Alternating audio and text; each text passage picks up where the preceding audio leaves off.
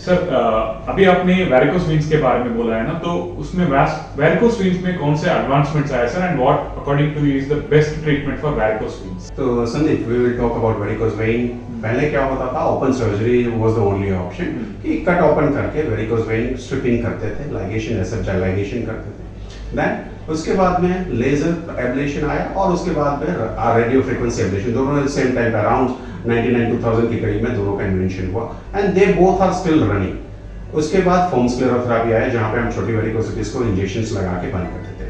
Now in last recent 2 to 3 years newer therapy has come, which is a glue therapy. Glue therapy में क्या है कि you put a catheter inside the varicose vein और अंदर glue निकाला जाता है जिससे कि वेन बंद हो जाती है। उसके एडवांटेजेस यही है कि कंप्रेशन लगाना नहीं पड़ता है, कंप्रेशन स्टॉकिंग्स की जरूरत नहीं पड़ती है, लेकिन there are few complications we have seen like allergic reaction to the patient. तो अगर हम ये बोले कि एडवांसेस क्या है तो हम बोल सकते हैं laser therapy, radio frequency ablation, foam sclerotherapy and glue therapy. These are the 4 most advanced options for varicose vein.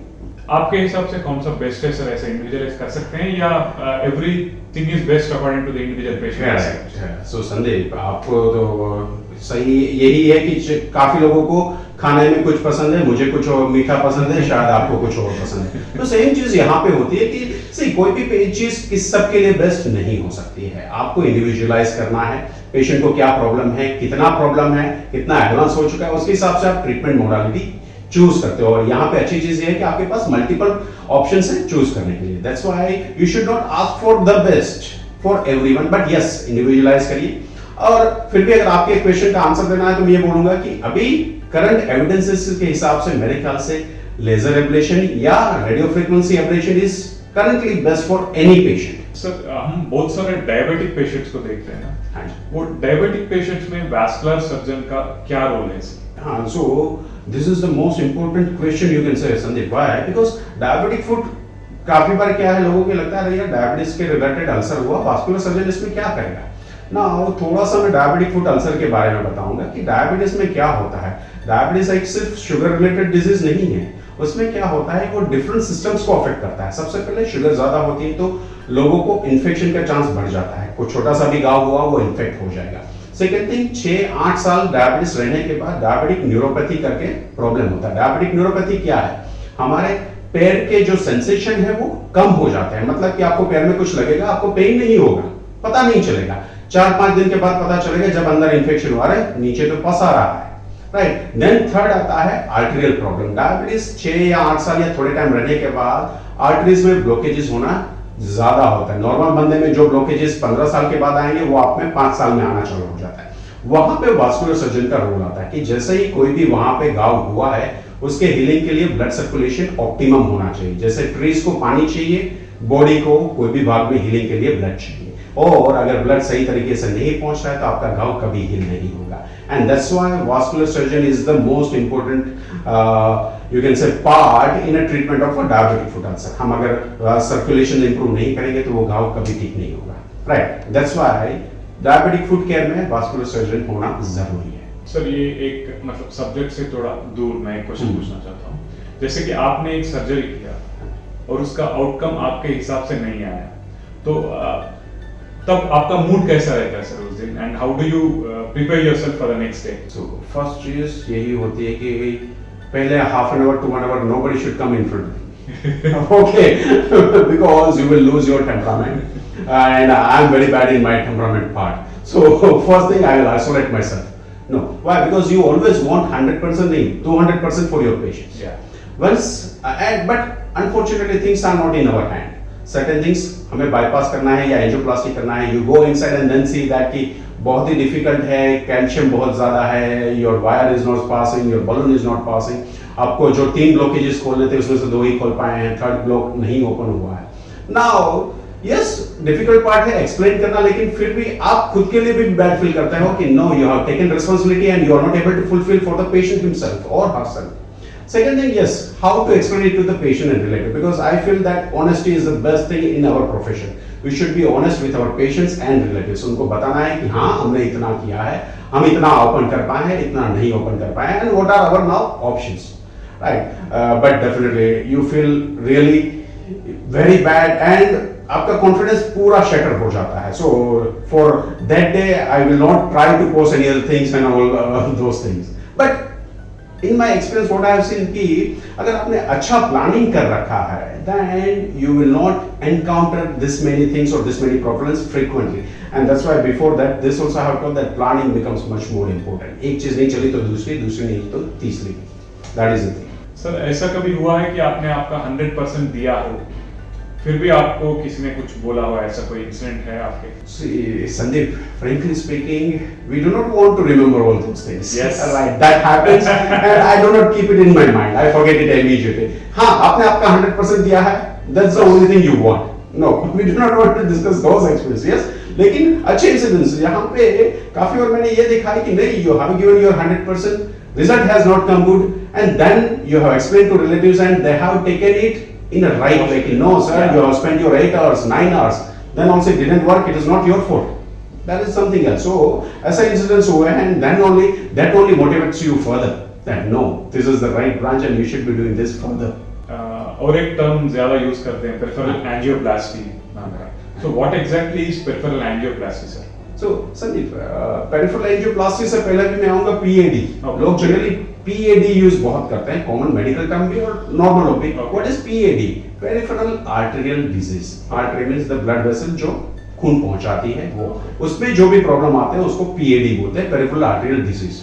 Now peripheral arterial disease की ट्रीटमेंट में एक ऑप्शन है पेरिफेरल एंजियोप्लास्टी. उसको पेरिफेरल क्यों बोलते हैं? क्यों? क्योंकि पहले क्या था, एंजियोप्लास्टी आया सिर्फ हार्ट के लिए, सो कार्डियक, और उसको सेंट्रल बोल सकते हैं, और हमारे जो ब्लड वेसल्स है वो पेरिफेरल हार्ट के सराउंडिंग में. That's why it is called peripheral angioplasty, जिसमें ब्लॉकेजेस या नैरोइंग जो है आप पंक्चर करके, डिस्टल पंक्चर करके अंदर वायर और बलून डाल के उसको रास्ते को चौड़ा करते हो. That is called balloon angioplasty.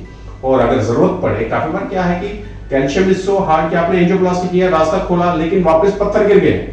ये एक टर्मिनोलॉजी यूज कर रहा हूं, तो उसको आप कैसे ही मेंटेन करके रखोगे, उसके लिए आप मेटल की ट्यूब अंदर डालते हैं जिसे हम स्टेंट बोलते हैं. तो वो क्या है, वो हार्ड कैल्शियम को भी साइड में रखे रखेगा और ब्लड फ्लो कंटिन्यू रहेगा, रास्ता खुला रहेगा. That is called stenting. So this is peripheral angioplasty and stenting.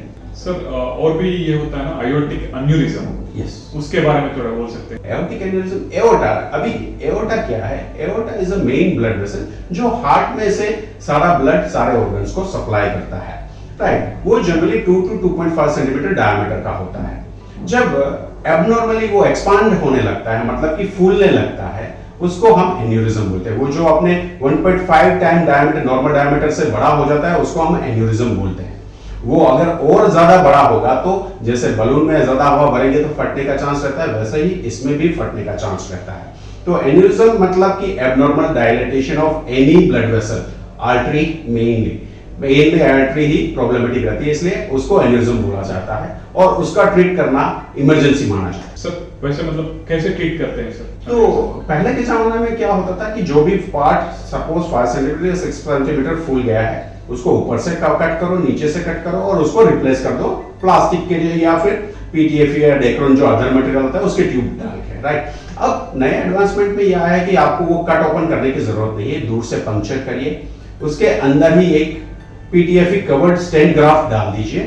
Right, और अब वो डायलेटेड पोर्शन में ब्लड नहीं जाएगा, ये जो ट्यूब आपने डाला है उसके थ्रू ही ब्लड प्रेशर, ब्लड सारा पास ऑन होगा और वो प्रेशर जो वॉल थिन होगी उसके ऊपर नहीं आएगा. तो that is called aortic stent grafting. वो एओर्टा के लिए भी किया जा सकता है, नीचे लेग वेसल या आर्टरी जो हमारे अपर लिम्ब मतलब कि हाथ की या पांव की आर्टरीज में होता है, तो उसमें भी ये ऑप्शन किया जा सकता है. ये मिनिमल इन्वेजिव है, पंक्चर से क्लीन कर सकते हैं.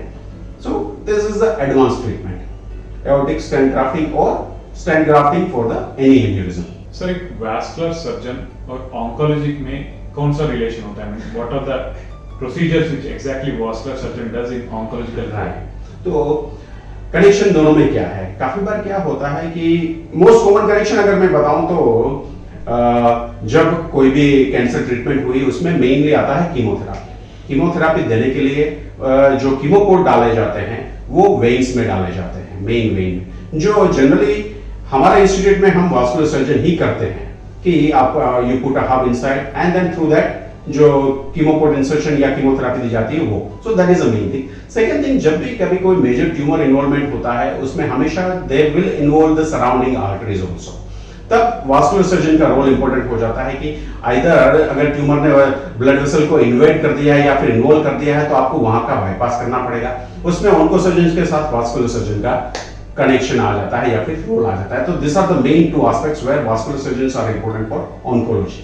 सर जैसे हमने सारे, मुझे जहां तक पूछना था वो तो मैंने पूछ लिया है। One more question sir, do you want more and more surgeons to become vascular surgeons? मतलब फ्यूचर कैसा है वैस्कुलर सर्जरी का?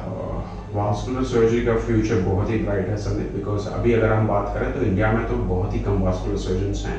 जैसे मैंने बोला था, मैंने जब 2011-12 में एडमिशन लिया था डीएनबी की 4 सीट थी एंड मेरे ख्याल से 6 और 7 एमसीएच की सीटें थी, तो बहुत ही कम। और अभी भी अगर हम देखें तो मेट्रो सिटीज या फिर बड़े सिटीज में वास्कुलर सर्जन्स काफी हैं, लेकिन पेरिफेरी में नहीं है। So now it is the only branch, मैं बताऊंगा संदीप की मेडिसिन में एक ही ब्रांच है। जनरली हम देखते हैं कि मेडिसिन की ब्रांच अलग होती है, सर्जरी की ब्रांच अलग होती है, लेकिन वास्कुलर सर्जरी में आपको वास्कुलर मेडिसिन कहीं पे नहीं देखने को मिलेगी।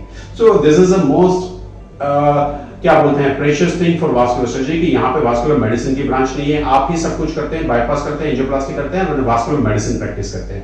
एंड मोस्ट क्या बोलते हैं एडवांसमेंट आ रहे हैं, इसलिए इस ब्रांच का फ्यूचर बहुत ही अच्छा है। We require more vascular surgeons definitely. We require more and more vascular surgeons like you. Oh yes, yes. हाँ, तो क्या है कि again this is not to tell कि हाँ ये सही है गलत, लेकिन पहले जो था यू कैन से आज से 10 या 15 साल पहले ओपन सर्जरी ही ज्यादा होती हुई थी वास्कुलर सर्जरी में। ये पेरिफेरल एंजियोप्लास्टी और वो चीजें नहीं होती, लेकिन जो newer generations of vascular surgeons have come, they themselves or myself I will say that not I am not a just vascular surgeon, I am a vascular and endovascular surgeon. Endovascular मतलब कि हम minimally invasive जो angioplasty surgery करते हैं वो।